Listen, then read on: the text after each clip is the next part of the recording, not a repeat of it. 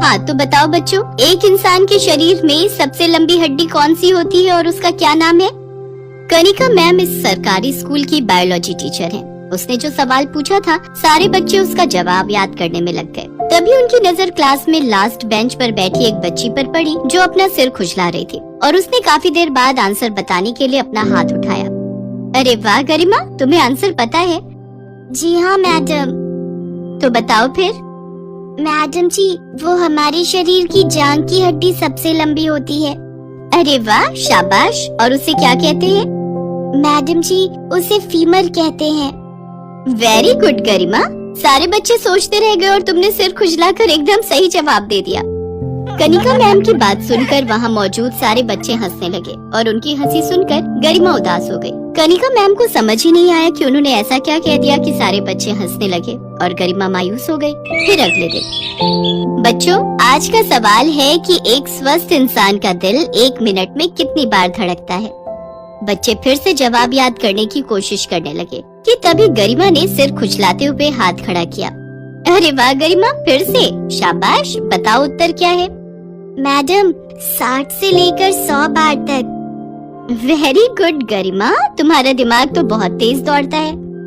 Kanika ma'am के मुंह से अपनी तारीफ सुनकर गरिमा बहुत खुश हुई, पर तभी किसी शरारती बच्चे ने कहा, हाँ, इसका दिमाग बहुत तेज दौड़ता है क्योंकि इसके सिर में जुएं भी तो उतनी तेजी से दौड़ती हैं।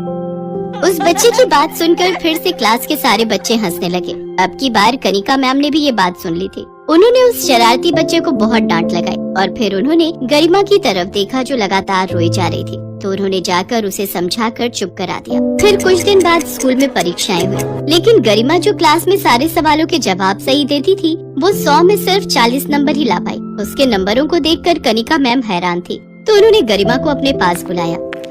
गरिमा, ये क्या है बच्चे? तुम्हें तो हर सवाल का जवाब पता होता था, फिर परीक्षा में क्या हुआ, इतने कम नंबर? सॉरी मैडम, आगे से ऐसा नहीं होगा।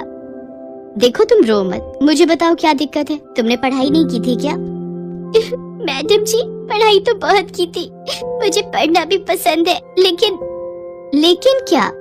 मैडम, मुझे ये जुए पढ़ने नहीं देती। मेरे सिर में बहुत सारी जुए हैं, इसी वजह से मैं सारा दिन अपना सिर खुजलाती रहती हूँ, और जुओं की वजह से ही कोई बच्चा मुझसे बात नहीं करता है और न ही कोई मेरे साथ बैठता है। सारा दिन वो लोग मेरा मजाक उड़ाते रहते हैं। गरिमा की बात सुनकर कनिका मैम ने पहली बार उसके सिर को ध्यान से देखा, तो उन्होंने भी महसूस किया कि वाकई गरिमा के सिर में बहुत सारी जुएं थी और साफ साफ दिखाई दे रही थी। तुम परेशान मत हो बेटा, सब ठीक हो जाएगा। तुम अपनी पढ़ाई पर ध्यान लगाओ, और हाँ, कल अपने मम्मी पापा को अपने साथ यहाँ स्कूल लेकर आना। ठीक है मैडम जी। अगले दिन गरिमा अपने माता पिता को स्कूल लेकर आई। नमस्ते मैडम जी।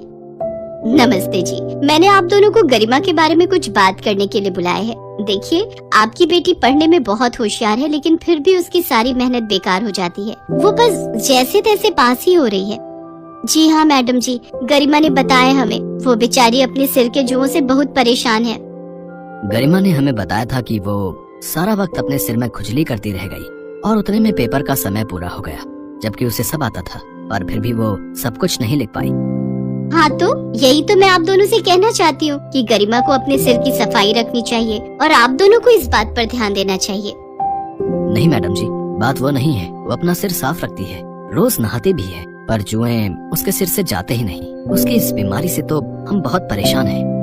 देखिए, एक बात समझ लीजिए कि ये कोई बहुत बड़ी बीमारी नहीं है। कई बार गंदगी की वजह से सिर में जुएं पड़ जाती हैं और कई बार कुछ और कारणों की वजह से भी ऐसा हो सकता है। मैडम, हमने इसका इलाज कराने की भी कोशिश की। वो एक डॉक्टर थे, डरला मोटोजी। हाँ, मैं समझ गई, डर्मेटोलॉजिस्ट। फिर क्या हुआ? उनकी फीस और इलाज बहुत महंगा था, तो हम उनके पास जा नहीं पाए। मैं एक छोटा सा किसान हूँ, मेरे पास ज्यादा पैसे नहीं है। अच्छा, एक काम कीजिए, मैं ये पता लिख कर दे रही हूँ, आप उन डॉक्टरों से मिल लीजिए। ये भी डरला मोटोजी हैं? हाँ, ये भी वही है और बहुत अच्छे डॉक्टर हैं। पर मैडम जी, इनकी फीस। आप फिक्र मत कीजिए, वो मेरे पति हैं, आपसे इलाज के पैसे नहीं लेंगे। कनिका मैम की बात सुनकर गरिमा के माता पिता को बड़ी राहत मिली। अगले ही दिन वो गरिमा को डॉक्टर आकाश के पास ले गए।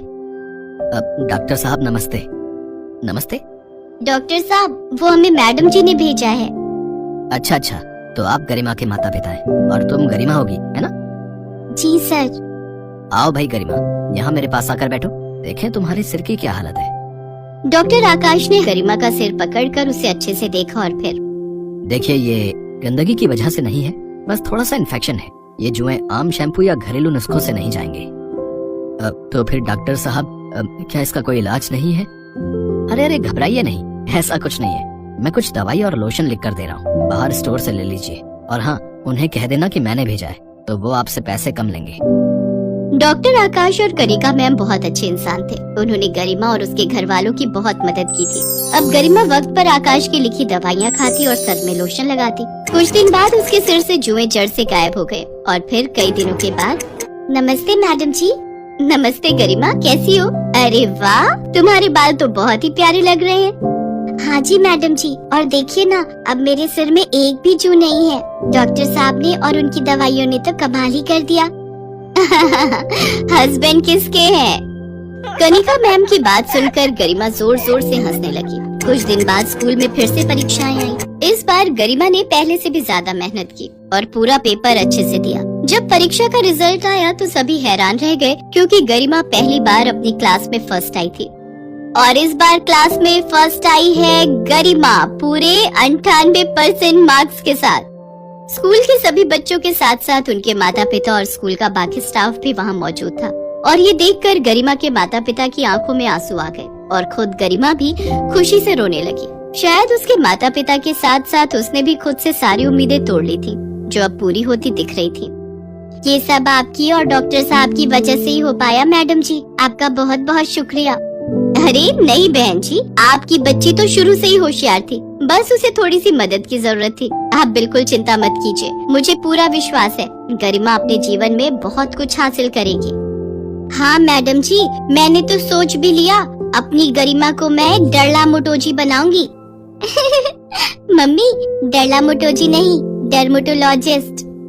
गरिमा की बात सुनकर वहाँ खड़े सारे लोग जोर जोर से हंसने लगे। कनिका मैम भी बहुत खुश थी, क्योंकि उनकी थोड़ी सी कोशिश से एक बच्ची की जिंदगी संवर गई थी और उसके सपनों को पंख मिल चुके थे।